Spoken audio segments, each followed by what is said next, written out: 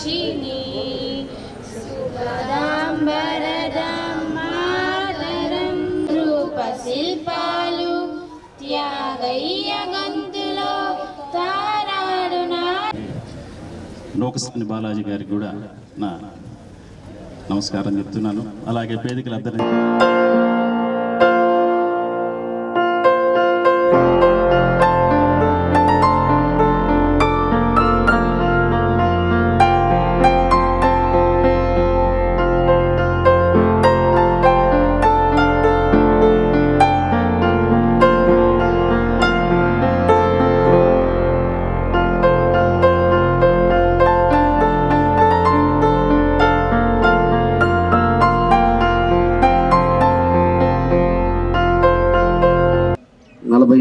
మంది విద్యార్థులకి ఈరోజు ప్రభుత్వం మధ్యాహ్నం భోజనం చేయటం జరుగుతుందని చెప్పి కూడా మీ అందరికి కూడా తెలియజేస్తున్నాం. దీనికి ప్రభుత్వం 90 కోట్ల వరకు ఖర్చు పెడతా ఉంది. ఈరోజు ఉండే పరిస్థితులు కూడా దాదాపు ఇక్కడ ఉండే పెద్దలకు కూడా అందరికీ కూడా తెలుసు. రాష్ట్రంలో లోటు బడ్జెట్ అనేక సమస్యలతో ఉన్న ఒక పిల్లల మీద ఒక ఆలోచన విధానంతో ఈరోజు 10th క్లాస్ దాకా కాకుండా ఇంటర్మీడియట్ విద్యార్థులకు కూడా వాళ్ళకు కూడా భోజనం పెడితే చదువుకుంటారు, ఒక మంచి మార్గంలో నడుస్తారనే ఉద్దేశంతో ఈరోజు ప్రభుత్వం ఒక నిర్ణయాలు తీసుకుందని చెప్పి కూడా మీకు తెలియజేస్తూ ఉన్నాం. ఈరోజు అదేవిధంగా డొక్కా సీతమ్మ అనే పేరు కూడా పవన్ కళ్యాణ్ గారు అదేవిధంగా లోకేష్ గారు వీళ్ళందరూ కూడా కూర్చొని దాన్ని ఆమె పేరు పెడితే బాగుంటుందని చెప్పేసి ఈ మధ్యాహ్నం మీల్స్ ఆమె పేరు పెట్టారు.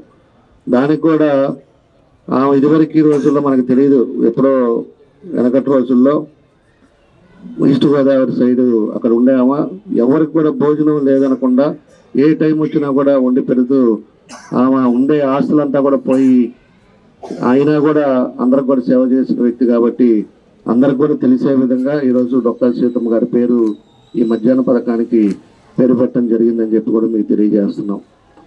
ఈరోజు ఒకసారి నేను ఆడపిల్లలు ఉన్నారు, మన వాళ్ళు మగపిల్లలు ఉన్నారు, ఇక 125 మంది దగ్గర చదువుకుంటున్నారు.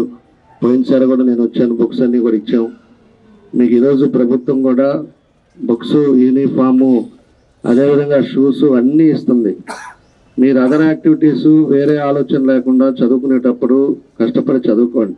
మీ తల్లిదండ్రులు మిమ్మల్ని పంపించి ఎన్ని ఇబ్బందులు ఉన్నా కూడా ఈరోజు ప్రభుత్వం భరిస్తూ ప్రభుత్వం ద్వారా మీకు అన్ని సౌకర్యాలు ఈరోజు ప్రభుత్వం ఇస్తుంది. కాబట్టి మీ ఎజెండా ఒకటే, మనం కష్టపడి చదువుకోవాలి, అదేవిధంగా కాలేజీకి మంచి పేరు తీసుకురావాలి, తల్లిదండ్రులకు మంచి పేరు తీసుకురావాలి, ఒక మంచి మార్గంలో నడవాలి. ఈరోజు మంచి ఉపాధ్యాయులు ఉన్నారు, మంచి ప్రిన్సిపాల్ ఉన్నారు, మీకు అన్నీ కూడా చేయటానికి ఏది చేస్తే బాగుంటుందో అన్నీ కూడా చూస్తూ ఉన్నారు.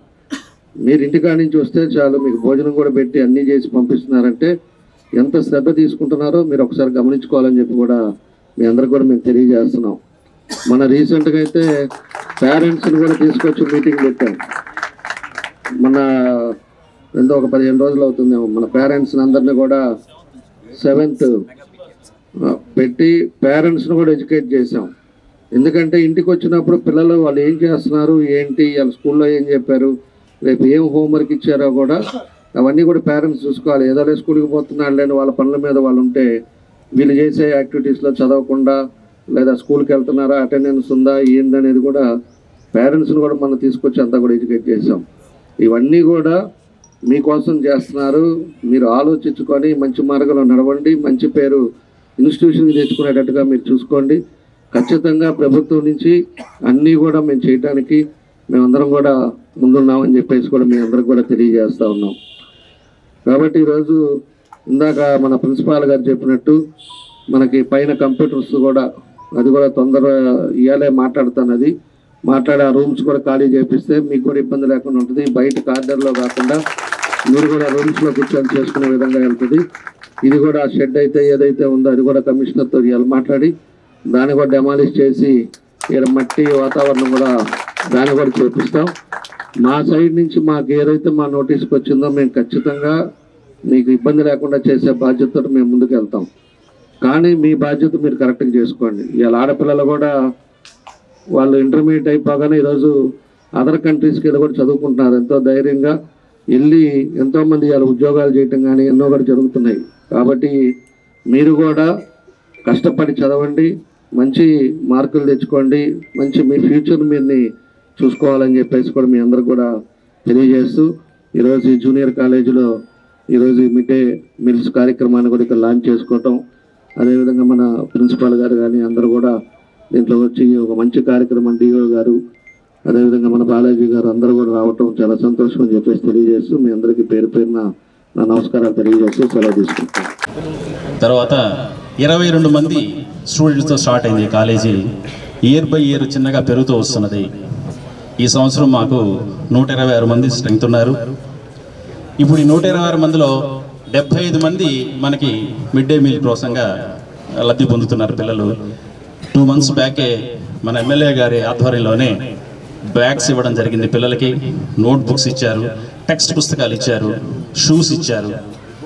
ఇప్పుడు మళ్ళీ మిడ్ డే మీల్స్కి సార్ రావడం మాకు చాలా ఆనందంగా ఉంది. ఆయన చేతుల మీదుగా ఇది జరగడం మాకు చాలా ఆనందంగా ఉంది. ఇది సార్ విద్యార్థులకి మరి మధ్యాహ్న భోజనం అందించడం అనేది మరి ప్రభుత్వం చేపట్టినటువంటి ప్రతిష్టాత్మక కార్యక్రమంగా నేను భావిస్తున్నాను. ఎందుకంటే విద్యార్థులు యువత మరి మధ్యాహ్నం భోజనం మనం ఏంటంటే ఫోర్టిఫైడ్ రైస్ ఇస్తున్నాం. ఫోర్టిఫైడ్ రైస్ అంటే ఏంటంటే దానిలో అనేక రకమైనటువంటి పోషకాలు పుష్కలంగా ఉంటాయి. కాబట్టి విద్యార్థులు ఈ మధ్యాహ్న భోజనాన్ని వినియోగించుకొని ముఖ్యమైనటువంటి దీని వెనక ఉన్నటువంటి ఇదే లక్ష్యం ఏంటంటే ఎవరు కూడా డ్రాప్ అవుట్ కాకుండా మరి రోజు కూడా కళాశాలకు వచ్చేసి వాళ్ళకి విద్యను కొనసాగించాలి అనేటువంటి సదుద్దేశంతో మరి ప్రభుత్వం మరి ప్రతిష్టాత్మక ఈ కార్యక్రమాన్ని చేపడుతుంది. అందుకనే మీకు సంబంధించినటువంటి ఒక ఆలోచన చేసింది.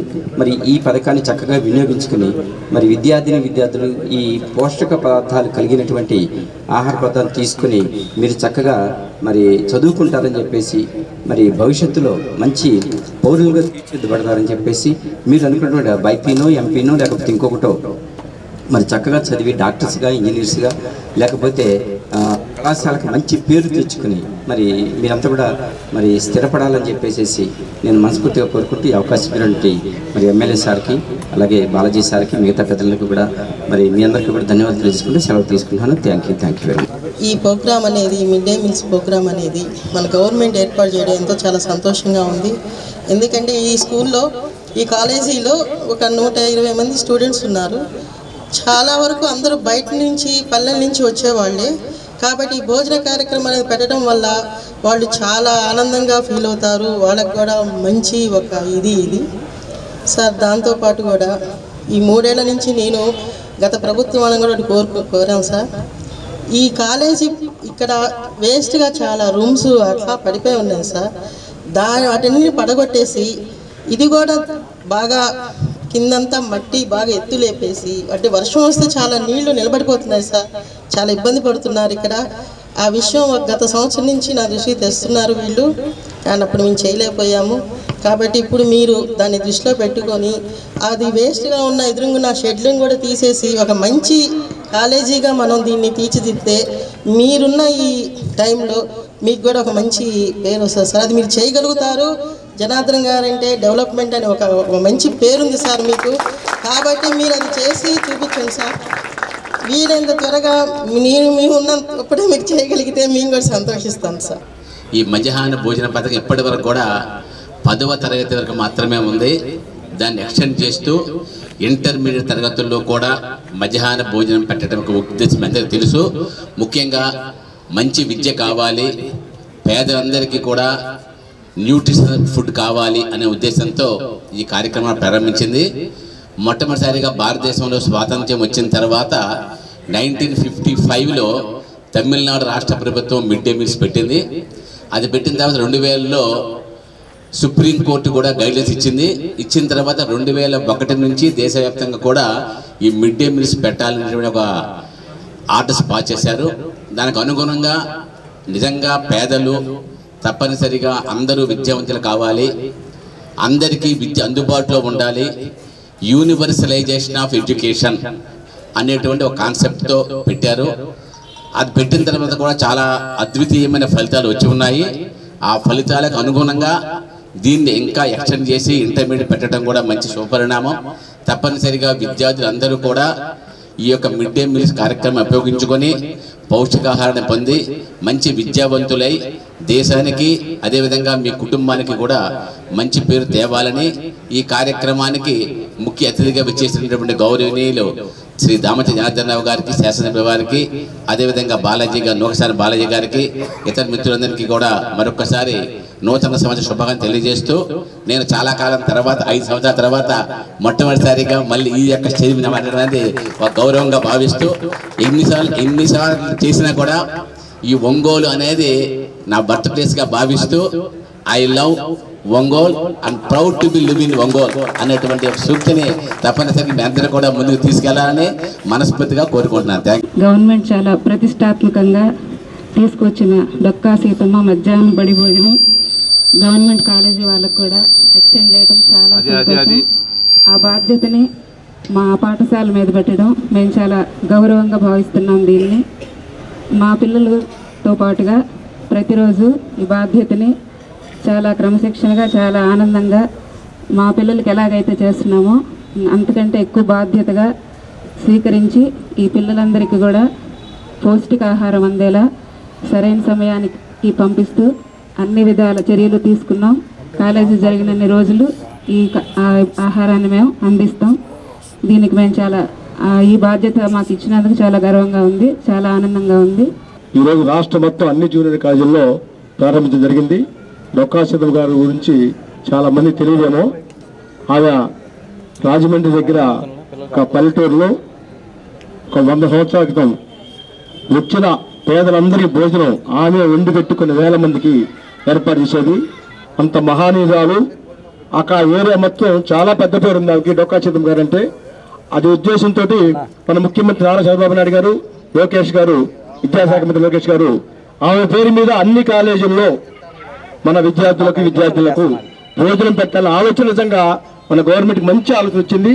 ఈ ఆలోచన ఇట్లనే మీరు కూడా ఉపాధ్యాయులు విద్యార్థులకి ఈ వంటల్లో కూడా మీరు చూసి ఒకసారి రుచికరంగా ఉన్నాయో చూసి ఎవరు వండుతున్నారు చూసి జాగ్రత్తగా రోజు పర్యవేక్షించి అందరికి మంచి భోజనం పెడతానని ఆశిస్తూ నాకు ఈ అవకాశం ఇచ్చిన పెద్దలందరికీ నా ధన్యవాదాలు.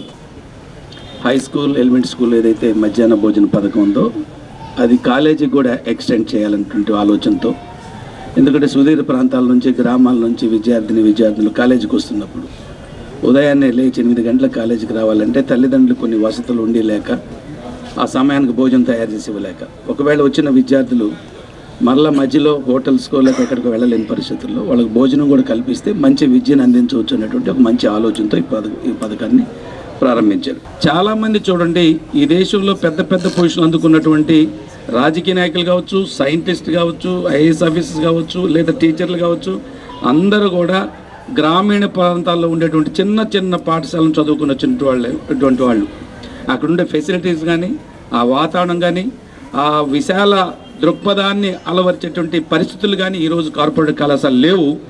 అలాంటి కార్పొరేట్ కళాశాలలు వచ్చినందువల్లనే ఈ సమాజంలో ఉన్న రుగ్మతలు, ప్రేమించలేదని ఆడపిల్ల మీద దాడి చేసే పరిస్థితులు, లేకపోతే చదువుకోమన్నందుకు పాఠశాల ఉపాధ్యాయుడి మీద దాడి చేసే పరిస్థితులు ఇవన్నీ గతంలో లేవు.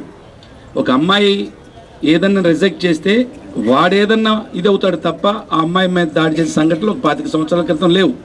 లేదా ఒక ఉపాధ్యాయుడు మందలిస్తే ఆ ఉపాధ్యాయుడిని కొట్టిన సందర్భాలు లేవు. అంటే ఇప్పుడు వస్తున్న పరిస్థితులకి ఎందువలన వస్తాయి ఒకసారి మొత్తం ఆలోచించాలి. అదే సమయంలో విద్యార్థి లోకం కూడా బాధ్యతగా ఆలోచించాలి.